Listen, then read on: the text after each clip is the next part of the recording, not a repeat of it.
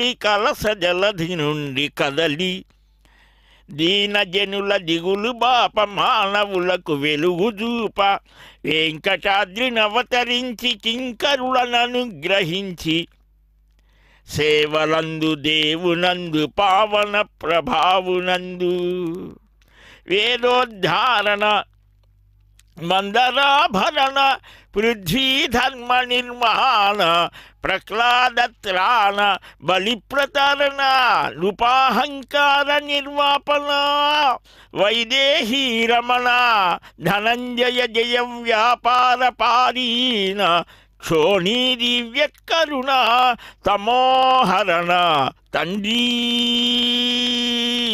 శ్రీనివాస ప్రభు క్షోణీ దివ్యకరుణ తమోహరణ తండ్రి శ్రీనివాస ప్రభు.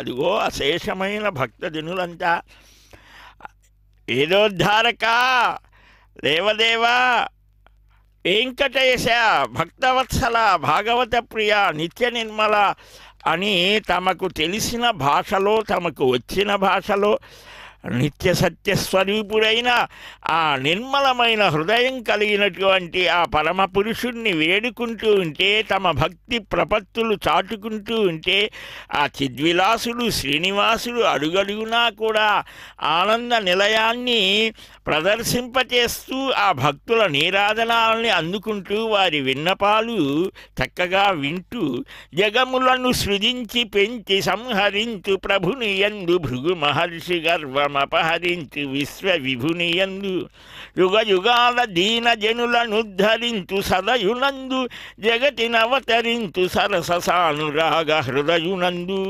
మొగమునందు నగవు చిందు ముగ్ధ మధుర మూర్తియందు నిగమ వీధులందు మెనయు నిత్య సత్య కీర్తియందు గగన వాహిని మరంద కలిత పద సరోజునందు సుగతి నొసగి తమములను సూర్యకోటి చేదునందు. అదిగో ఆ పరమాత్మయందు తమ యొక్క దివ్య భావాలనన్నిటినీ కూడా ప్రదర్శిస్తూ ఆ భగవన్నామాన్ని స్మరిస్తూ గోవిందా అని అంటే ఈ కలియుగంలో అది గొప్ప అద్భుతమైనటువంటి అవకాశం అట.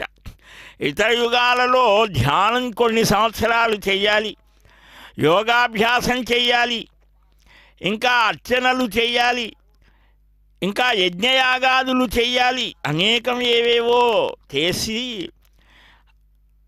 ఎప్పటికో కానీ అనుగ్రహం రాదట.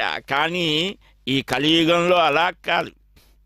గోవిందా అని స్మరిస్తే కదలి వస్తాడు ఆ దేవదేవుడు, కరుణాంతరంగుడు, కామితార్థప్రదుడు, కొండల కోనేటి రాయుడు. అట్టి స్వామిని నిరంతరం దర్శించాలి అని, భావించాలి అని, స్మరించాలి అని తలచి వలచి పిలచి కొలచేటువంటి కోట్ల భక్తుల హృదయాలను కదిలించేటువంటి కరుణామూర్తి కదులుతూ ఉంటే ఆ దేవదేవుని యొక్క దివ్య నామం నామ సంకీర్తనం చేస్తే సర్వపాప ప్రణాశనం. ప్రణామో దుఃఖ శమన తం నమామి హరింపరం అని ఆ నమస్కారం చేస్తేనే, స్మరిస్తేనే చాలు. అందువలనే అచ్యుతం కేశవం రామనారాయణం కృష్ణదామోదరం వాసుదేవం హరిం శ్రీధరం మాధవం గోపికా వల్లభం జానకీనాయకం రామచంద్రం భజే. అచ్యుతం కేశవం సత్యభామాధవం మాధవం శ్రీధరం రాధికారాధితం ఇందిరామందిరం చేతసా సుందరం దేవకీ నందనం నందజం సందధే. అచ్యుతుడు, కేశవుడు, రాముడు, నారాయణుడు, ఎన్ని నామాలు అసంఖ్యాకం. ఇంత అని లేదు, అన్ని అద్భుతమైన నామాలు. ఒక్కొక్క నామానికి, ఒక్కొక్క పేరుకి, ఒక్కొక్క భక్తుడి యొక్క దివ్యానుభూతి ఉంటుంది.